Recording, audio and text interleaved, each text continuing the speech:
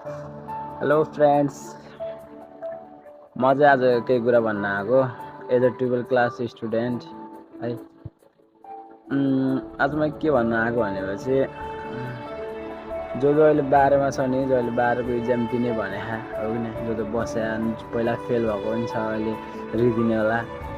अनि तिनीहरूले फेरि के सोचेर होला यताउता। अन्त अस्ति 10 क्लासको इक्जाम भयो नि, जहाँ सेन्टर पऱ्यो त्यहीँको सरले चेक गर्छ। अन्त 15 दिनमै रिजल्ट आउँछ हो कि अनि इजी जान्छ होला सोचेर होला।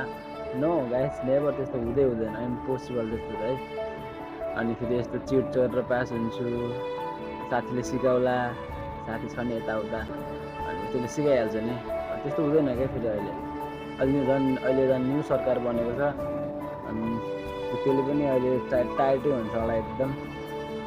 त्यो कुरा गाइस अब धेरै छैन, 15 दिन त होला, 15-16 दिन छ एटलिस्ट। अनि पढ के थोरै भयो भने पढ यार। 15 दिनमा तिमीहरूको धेरै नभए पनि तिमीहरूको दिमागमा हल्का पनि केही छ भने पनि तिमीहरूको दिमागले क्याप्चर गर्छ क्या अभियसली।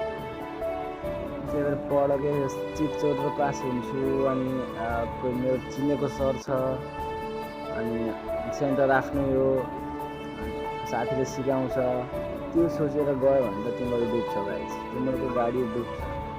त्यही भएर आफै सेल्फ मोटिभ हो र आफै जे सिक्छौ नि आफै लेखेर हो क्या। अब त्यस्तो सक्ने भएर जाऊ तिमीहरू।